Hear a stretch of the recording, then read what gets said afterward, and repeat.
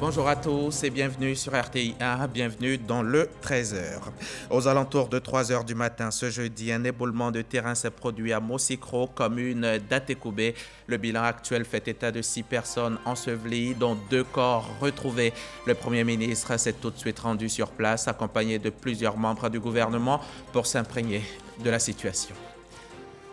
Le Business Forum Afrique de l'Ouest, Union européenne s'ouvre ce jeudi à Abidjan autour du thème « Transformation des économies d'Afrique de l'Ouest à travers un partenariat renforcé avec le secteur privé européen ». Le forum, qui réunit plus d'une centaine d'entreprises européennes et de la CEDEAO, entend soutenir les économies de la région. Et comme chaque année, ce 16 juin, l'on célèbre la journée de l'enfant africain commémorant le massacre des enfants de Soweto de 1976 par le régime de l'apartheid. Le thème 2022 retenu par les autorités ivoiriennes est la protection des enfants contre les pratiques culturelles néfastes, progrès réalisé par la Côte d'Ivoire depuis 2013. La pluie qui fait encore couler des larmes, la pluie qui attriste. On l'a appris tôt ce matin, la forte pluie dans la nuit a occasionné un glissement de terrain à Mosikro Santé dans la commune d'Atekoubé, ici à Abidjan. On dénombre 6 victimes selon le groupement des sapeurs-pompiers militaires qui continue la recherche d'éventuelles personnes ensevelies. Le Premier ministre s'est rendu sur place. Précision de Serge Pacom Didi, Zakaria Traoré, Alexis Ouedraogo. Les fortes pluies tombées sur Abidjan dans la nuit de mercredi à aujourd'hui ont causé d'importants dégâts. En dépit des appels du gouvernement à libérer les zones à risque, les éboulements ont encore endeuillé. Ce matin, au quartier Mosikro d'Atekoubé, les sapeurs-pompiers sur place annoncent 6 personnes ensevelies. Parmi elles, un couple et leur bébé de moins de 3 mois. C'est sa camarade qui est décédée là. Elle était enceinte même pendant le mois de Ramadan et elle vient d'accoucher il y a à peine 2-3 mois. Donc c'est elle qui vient de partir avec son mari, voilà, qui sont engloutis là sous la terre. Bon, un coup j'ai ouvert ma porte, je vois que la terre est rentrée chez moi. Maintenant c'est en sauvant ma femme, le mien est tombé sur mon pied. Les recherches menées par la brigade cynophile déployée permettent de retrouver 2 corps. Très tôt alerté, le chef du gouvernement est sur le terrain. Patrick Hachi exprime la compassion du gouvernement. Nous avons été informés ce matin de ce que cette pluie avait causé, des pertes en vie humaine, des blessés et d'importants dégâts. Nous sommes donc venus sur le lieu avec les membres du gouvernement concernés pour nous enquérir de la situation. Apparemment, nous aurions 6 disparus. 2 corps, je crois, ont été retrouvés. Quelques blessés qui ont été conduits dans des centres hospitaliers. Mais ce que nous souhaiterions en premier dire, c'est de transmettre, n'est-ce pas, aux populations, de la part de son Excellence, Monsieur le Président de la République, toutes nos condoléances pour les familles endeuillées, tous nos sentiments de compassion pour les blessés, nos encouragements. Nous allons bien sûr suivre les soins qui leur sont donnés pour qu'ils reviennent en état normal. L'occasion pour le Premier ministre d'exhorter les populations à quitter au plus vite les zones à risque. Un des objectifs qui nous avaient été assignés par le Président de la République et instructions qui ont été données au ministre technique, c'était que cette année, tout soit mis en œuvre pour que nous ayons 0 décès humain, 0 blessés, 0 dégâts matériels. Et pour cela, les ministres en charge ont identifié 54 sites sensibles qui concernent les communes d'Anyama, d'Abobo, d'Adjamé, d'Atekoubé, de Bingerville, de Cocody, de Port-Boué et de Pougon. Pour près de 25 000 personnes qui vivent dans ces sites qui sont des sites à risque parce qu'ils sont à flanc de collines, parce qu'ils sont dans des talvegs où s'il pleut, on peut avoir rapidement une inondation. Et l'un des sites, donc le site aujourd'hui incriminé, était un de ces sites-là. 2,5 milliards de francs CFA ont été dégagés pour détruire ces sites, pour déplacer ces populations, et les actions ont été entreprises. Ce à quoi on assiste, c'est que quand les agents de l'administration arrivent, ils sont pris à partie par les populations. Malgré cela, des toits sont enlevés pour qu'ils puissent partir. Les destructions, je dirais, sont entreprises. Mais on se rend compte que ces populations reviennent dès que les argents sont partis, ils reviennent. Donc c'est le moment véritablement, au nom du gouvernement, de lancer un appel aux populations pour leur dire que c'est fait dans leur intérêt et qu'il faille véritablement suivre les instructions qui leur sont données pour quitter ces lieux qui sont des lieux à haut risque. Il faut que ces populations nous aident à les aider. Et quand on assiste à des drames comme ceux auxquels nous sommes en train d'assister, je pense qu'il faut que les populations comprennent que ces actions entreprises par l'État le sont pour leurs intérêts. Et donc nous allons accélérer ce que nous sommes en train de faire et nous allons le renforcer, bien sûr, pour qu'on ne puisse plus assister à ces situations-là. Le gouvernement, donc par ma voix, est auprès de ces populations, souhaiterait les rassurer que nous ferons en sorte que ce ne se reproduise plus. La Sodexam, qui lance la vigilance orange, indique que les pluies faibles et modérées seront encore enregistrées au cours de la matinée. Et les mauvaises nouvelles n'arrivent jamais seules. D'aucuns diraient même que c'est une journée de drame. Le coffrage du balcon du premier étage d'un immeuble R+5 en construction a cédé ce matin. Cela a eu lieu dans la commune de Cocody, sur la voie menant à Abata. Les sapeurs-pompiers sont également sur place. Aucune victime n'est à déplorer, heureusement, comme nous le rapporte Grace Kando. Merci à vous, Grace Kando, pour ces images. La pluie continue donc de tomber. Les autorités recommandent la prudence. Il faut partir, il faut quitter les zones à risque. Il faut quitter ces zones à risque. On va passer à autre chose d'un peu plus joyeux. Le Business Forum Afrique de l'Ouest, Union européenne, s'est ouvert ce jeudi à Abidjan. Il a lieu aujourd'hui donc 16 et demain 17 juin. Le Business Forum est un instrument d'interface entre les secteurs privés ouest-africains et européens. Il a pour but de créer les conditions pour le renforcement du partenariat d'affaires entre les secteurs privés en vue du développement des chaînes de valeur locales à fort potentiel de transformation économique. Ce sont environ 150 entreprises de l'UE, de l'Union européenne donc et de la CEDEAO qui participeront à ce forum. Le reportage complet sur l'ouverture du Business Forum AO UE vous sera proposé ce soir dans le 20h. Pour la mobilisation des ressources nécessaires au financement du PND 2021-2025, un groupe consultatif a eu lieu hier mercredi avec l'appui de tous les partenaires au développement, notamment la Banque mondiale, l'Union européenne, la BAD et le système des Nations unies. Un groupe consultatif présidé par le vice-président Tiemoko Melia Kone. Retour sur cet événement avec Awa Touré. Pour une transformation économique et sociale, la Côte d'Ivoire mobilise ses partenaires autour du Plan national de développement, le PND 2021-2025. Un groupe consultatif s'est tenu à cet effet à Abidjan afin de réunir les financements nécessaires à la mise en œuvre de ce plan quinquennal estimé à 59 000 milliards de francs CFA. Avec un financement du secteur privé à près de 75%, ce groupe consultatif est un appel à l'action. Des actions attendues de la part du gouvernement et de ses partenaires au développement pour poursuivre les investissements et les réformes nécessaires pour bâtir un cadre de gouvernance solide, améliorer le climat des affaires, promouvoir le développement du capital humain et développer sur toute l'étendue du territoire national des infrastructures socio-économiques afin de permettre un développement encore plus grand du secteur privé. La Team Europe et le système des Nations unies, partenaires incontournables, ont marqué leur adhésion au PND 2021-2025. Le système des Nations unies réaffirme qu'il sera aux côtés du gouvernement de la Côte d'Ivoire et des partenaires pour accompagner ces efforts de mobilisation de ressources.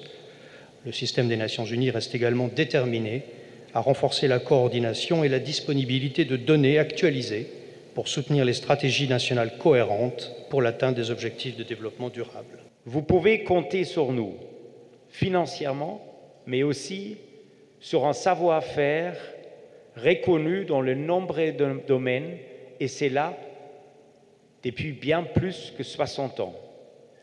C'est donc un plaisir pour nous, la Team Europe, de soutenir et d'accompagner la mise en œuvre du PND. La Banque islamique de développement, le groupe de la Banque mondiale et la Banque africaine de développement également mobilisés pour la mise en œuvre de ce plan né de la vision du président de la République, Alassane Ouattara.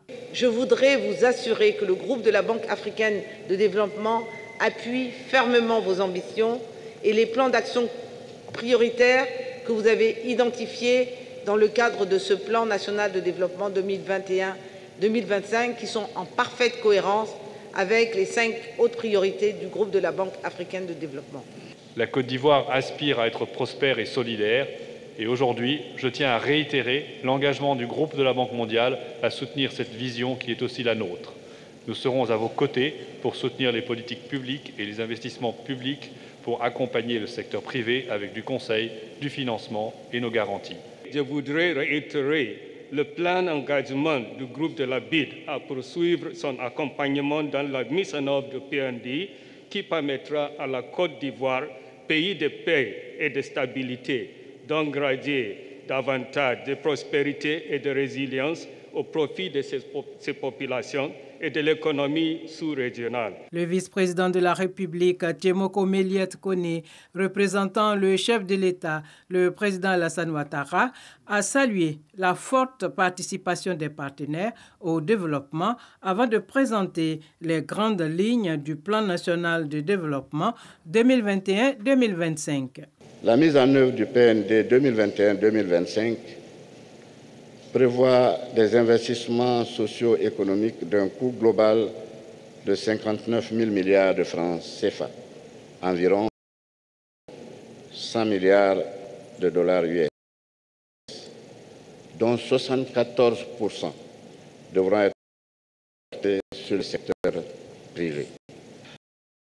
Comme vous l'aurez compris, le gouvernement entend faire du secteur privé l'acteur clé de la création de richesses et d'opportunités d'emploi pour nos jeunes. Au-delà du potentiel naturel important de l'économie ivoirienne, le plan propose de nombreuses opportunités pour les investisseurs privés qui vous seront présentés durant cette journée. Conformément à la tradition, le temps d'accueil et d'ouverture sur l'extérieur, en particulier sur les pays voisins, investir en Côte d'Ivoire, c'est investir pour la sous-région et donc contribuer à réduire la pauvreté au-delà de nos frontières. Ainsi, investir en Côte d'Ivoire, c'est avoir accès à un vaste marché puisque notre pays est membre de la Communauté économique de l'Afrique de l'Ouest, CEDEAO, comprenant 15 pays avec une population de plus de 300 millions d'habitants. Le PND 2021-2025, c'est la réalisation de grands projets structurants, notamment dans les domaines des infrastructures, la santé, la sécurité, le transport, l'agriculture. Résultat attendu, la création d'emplois décents et stables pour les jeunes en particulier et une croissance forte, équitable et inclusive. Le gouvernement souhaite réaliser la transformation économique et sociale qui permettra à la Côte d'Ivoire de figurer parmi les pays à revenus intermédiaires de la tranche supérieure d'ici à 2030. Hier, à la rencontre avec les partenaires techniques et financiers, le gouvernement attendait quelques 9 000 milliards de francs CFA de financement. L'objectif a été largement dépassé puisque ce sont 15 706 milliards de francs CFA qui ont été promis. Lanciné Bakayoko. Autour de la table ronde, pas moins de 20 bailleurs de fonds prêts à accompagner le financement du PND 2021-2025. Des multilatéraux, mais aussi des bilatéraux. À l'heure des décomptes, 15 706 milliards de francs CFA ont été annoncés. Des intentions certes, mais qui dénotent de la confiance que les partenaires placent dans la gouvernance de la Côte d'Ivoire. En premier, la Banque mondiale. Nous sommes engagés à soutenir ce PND avec un montant de 5 500 milliards de francs CFA, dont environ 1 200 milliards viendraient en soutien à l'investissement privé et 4 250 milliards viendraient en soutien des investissements publics. Le groupe de la Banque mondiale, en effet, a marqué sa confiance aujourd'hui une fois de plus dans les autorités de Côte d'Ivoire et dans leur capacité à mettre en œuvre un plan national de développement ambitieux qui est vraiment cherche à réduire la pauvreté par 2 et à doubler le revenu par habitant d'ici 2030. Cette belle moisson, si elle venait à se concrétiser, serait orientée dans divers secteurs de la vie socio-économique. Les bailleurs de fonds ont particulièrement été séduits par les projets liés à la construction et au logement. Le ministre en charge de ce domaine, Bruno Nabagné-Koné, a mené une offensive basée sur la nécessité de combler le déficit en logement. Nous avons 25 000 logements pour ce projet pilote. Mais le besoin, encore une fois, je le rappelle, sur la ville d'Abidjan, c'est 600 000 logements. Je voudrais qu'on insiste davantage sur les 600 000 logements. Ces 600 000 logements qui nous permettront de loger décemment tous les Abidjanais. Ces 600 000 logements qui nous permettront d'effacer progressivement l'empreinte des bidonvilles, des quartiers précaires qui aujourd'hui, malheureusement, polluent visuellement la ville d'Abidjan. Quant à l'utilisation des montants annoncés, le gouvernement assure que les projets ne manquent pas. Le succès auquel nous venons d'aboutir, avec le dépassement de nos objectifs de mobilisation de ressources financières, est le fruit du travail de tous. Je me félicite que l'ambition de notre pays, déclinée à travers le PND 2021-2025, traduction de la vision 2030 d'une Côte d'Ivoire solidaire du président de la République, son Excellence M. Alassane Ouattara, soit comprise, partagée et soutenue par tous. D'autres annonces pourraient intervenir qui vont permettre de consolider la réalisation du PND 2021-2025. Un reportage de Lanciné Bakayoko et Barnabé Konon. À présent, direction le palais de la présidence de la République. C'est en bref et en image au palais donc de la présidence de la République. Hier, le vice-président s'est entretenu avec une délégation de la Fédération des associations professionnelles des banques et établissements financiers de l'UEMOA, l'Union économique et monétaire ouest-africaine. Awa Touré était présente à l'audience, à l'issue de laquelle elle a tendu son micro à la chef de délégation, Aïssa Ango. On l'écoute. Porter un message de tous les directeurs généraux des banques et établissements financiers pour féliciter le gouverneur M. Timoko Mele pour sa nomination, pour la confiance qui a été placée en lui par le président de la République, son Excellence Alassane Ouattara, pour le remercier pour les conseils, pour l'accompagnement dont ont bénéficié les banques et établissements financiers tout au long de son mandat à la Banque centrale. On en vient maintenant à cet atelier de renforcement des capacités institutionnelles et cliniques fiduciaires des experts ivoiriens et de ceux de la BAD, la Banque africaine de développement. Un atelier qui a lieu dans le grand espoir que la Côte d'Ivoire améliore sa performance dans l'exécution des projets financés par l'institution financière. Il s'agit aussi de créer une dynamique d'apprentissage par les pairs à travers le partage d'expériences. On en sait plus avec Dangui Dangui. La Banque africaine de développement BAD finance des secteurs clés de l'économie ivoirienne, notamment le social, l'agriculture et le transport. Seulement, les objectifs de développement visés ne sont toujours pas atteints, en cause la faible performance de l'exécution des projets financés par la BAD. Donc, avec le Covid, il y a eu un certain relâchement, il y avait des difficultés pour avoir les dossiers, etc. Donc maintenant, c'est vraiment la reprise. C'est la première fois qu'on fait même une réunion en présentiel. D'habitude, ça se faisait par vidéoconférence. Donc on espère que la reprise va permettre d'améliorer la performance du portefeuille en Côte d'Ivoire. C'est pour lever toutes ces difficultés que les experts de la BAD et ceux des ministères techniques et concernés réfléchissent et partagent leurs expériences dans le cadre d'un atelier du renforcement des capacités institutionnelles et cliniques fiduciaires. Dans la mise en œuvre de leurs activités, certains projets rencontrent plusieurs difficultés, tant au niveau des acquisitions que de la gestion financière, à savoir la faible maîtrise des procédures de la banque en matière d'acquisition, le retard dans la mise en place du premier décaissement, la faiblesse du dispositif de suivi et évaluation au sein des projets, la non-désagrégation des données statistiques des projets en fonction du genre, etc. Ces différentes initiatives démontrent bien la volonté du bailleur à aider les unités de gestion des projets à améliorer leurs performances. Entre autres objectifs de cet atelier, apporter des réponses pratiques aux questions spécifiques des participants en matière de gestion des questions fiduciaires, plus précisément les acquisitions, la gestion financière et le suivi et évaluation des projets et programmes financés par la BAD. Place au chapitre Covid, ce sujet qui s'impose dans chacun de nos JT depuis 2 années maintenant.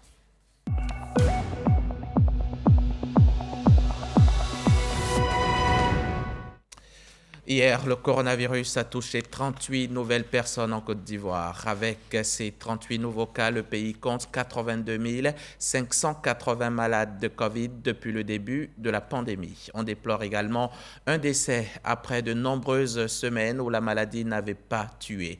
800 morts à ce jour du fait du coronavirus et 123 cas actifs. Respectons les gestes barrières, faisons-nous vacciner si nous voulons éviter le virus. Nous sommes le 16 juin et c'est la journée de l'enfant africain, un événement annuel qui commémore le massacre des enfants de Soweto de 1976 par le régime de l'apartheid. Une journée pour réfléchir aux actions à mener pour défendre les droits des enfants en Afrique. La protection des enfants contre les pratiques culturelles néfastes, progrès réalisés par la Côte d'Ivoire depuis 2013. Voilà le thème retenu cette année par les autorités ivoiriennes. On écoute la déclaration du gouvernement. Célébration du 32e anniversaire de la journée de l'enfant africain JEA dans tous les États membres de l'Union africaine. La Côte d'Ivoire, à l'instar des pays africains, est invitée à éliminer tous les abus et pratiques culturelles néfastes à l'égard des enfants. Sur le plan institutionnel, le gouvernement, à travers le ministère de la Femme, de la Famille et de l'Enfant, assure le suivi quotidien du bien-être de l'enfant à travers des textes juridiques et des structures de protection. Sur le plan normatif et réglementaire, la loi 2015-539 du 20 juillet 2015 institue le statut de pupille de l'État.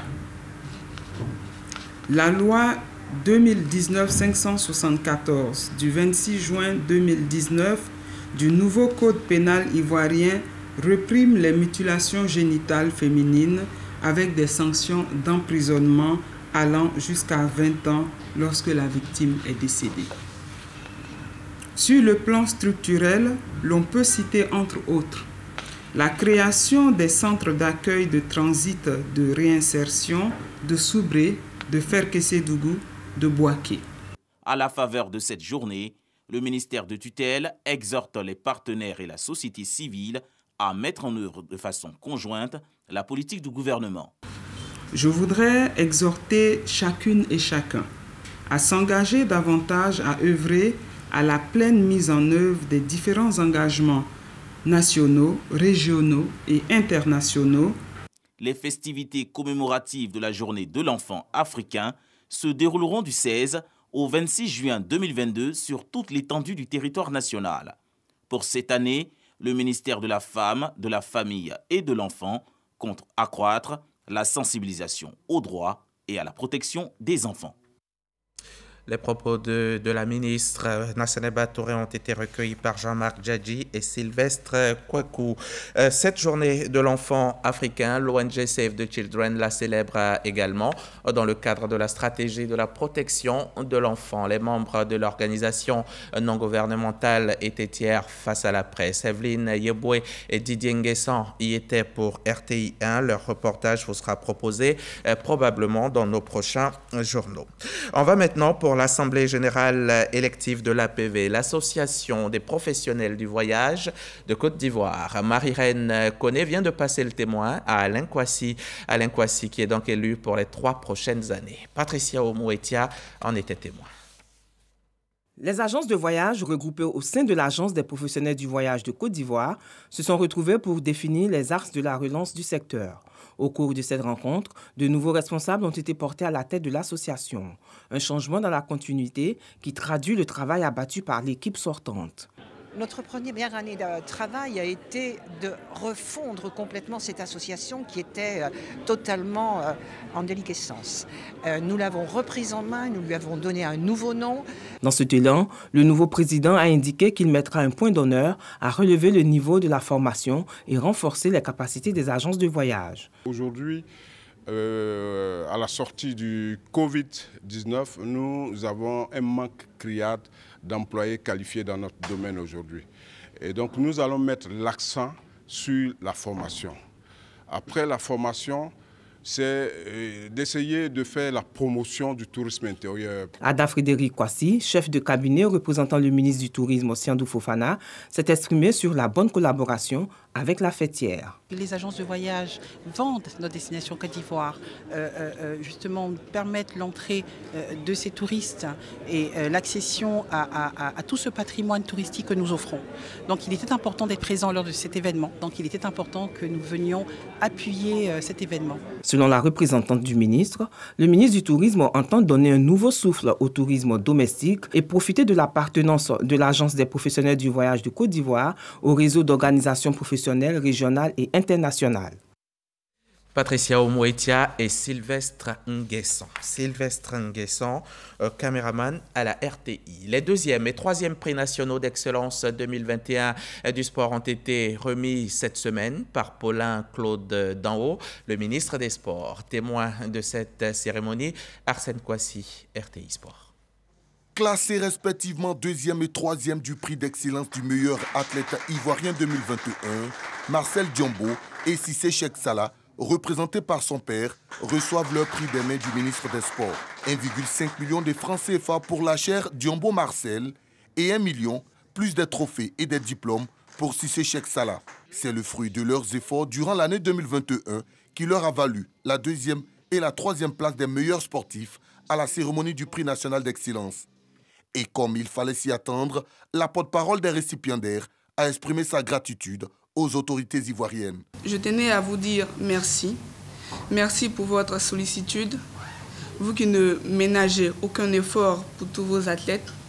À travers saluer son Excellence, Monsieur le Président de la République, qui ne lésine aucun moyen afin de nous permettre d'être à tous les rendez-vous pour le rayonnement de notre beau pays. C'est l'occasion pour moi de vous encourager, de vous exhorter et d'exhorter tous les sportifs à faire preuve d'abnégation dans les jours à venir, parce que le président a voulu que l'année 2022-23 à venir soit une année où le sport soit au cœur des préoccupations de la Côte d'Ivoire. Sensibles à cette marque d'attention, les représentants des différentes fédérations se disent satisfaits de la reconnaissance de l'État de Côte d'Ivoire. Ce prix que nous venons de recevoir, c'est la reconnaissance du travail bien fait. C'est vraiment un plaisir, pas pour moi seulement, mais pour tous les taekwondoïnes. Grâce au prix d'excellence de la République, la championne d'Afrique du tir à l'arc, Diombo Marcel, va poursuivre sa progression vers les sommets quand Cissé Cheikh Salah tentera d'enchaîner les bons résultats dans les grands prix des compétitions internationales jusqu'au JO de Paris 2024. La fête des mères se poursuit. La fête des mamans, c'est tous les jours. Nous vous proposons encore aujourd'hui quelques célébrations, notamment à Songon, à Abata et dans la Nyebitiassa. C'est avec Davis Oyo, Jean-Marc Djadji et Patricia Omoetia. Honorant les mères et toutes les femmes en général, Begré Mambé a soutenu que les mamans sont celles qui forgent les hommes et les nations, car toujours prêtes à se sacrifier pour le bonheur de leur famille. Selon lui, le monde entier doit une infinie reconnaissance et gratitude à ces valeureuses mères et femmes. Les mamans ont un rôle d'équilibre psychologique pour les enfants. C'est pourquoi nous prions pour que toutes les mamans aient des possibilités d'encadrement de leurs enfants. C'est le pays entier qui gagne par cet intermédiaire-là. D'importants dons ont été distribués aux femmes de Songon et en perspective, le gouverneur du district d'Abidjan a annoncé un fonds de 50 millions pour permettre aux femmes de développer des activités génératrices de revenus. Pierre Demba, président du conseil régional de l'Anyébi-Tiassa, est aux côtés des femmes de sa région. Les mères venues de toutes les localités de l'Anyébi-Tiassa sont célébrées par leurs fils à l'occasion de la traditionnelle fête des mères. On ne peut pas ne pas se souvenir de ce que nos mamans ont fait pour nous. Pour qu'une région, un département avance, il faut que les femmes se lèvent et prennent le devant. Et c'est ce que vous avez fait. Les centaines de mamans présentes ont toutes reçu de nombreux lots, notamment des complets de pagne. Pour la fête des mères, vous êtes là. Pour la fête de Noël, vous êtes là. Pour la nouvelle année, vous êtes encore là. Pour témoigner une fois de plus son attachement aux mères, il a décidé de mettre en place un fonds pour leur autonomisation les mois à venir. Cette célébration est l'initiative de l'Association des femmes unies d'Abata. Pour la présidente de l'association, la mère donneuse de vie doit être honorée à tout moment. Ces femmes ont reçu des dons en vivres. Nous les célébrons parce que les mamans le méritent. Quand dans le calendrier, il y a un seul jour pour les mamans, je pense qu'elles sont à célébrer, elles sont vraiment à honorer parce que la mère fait beaucoup pour la vie.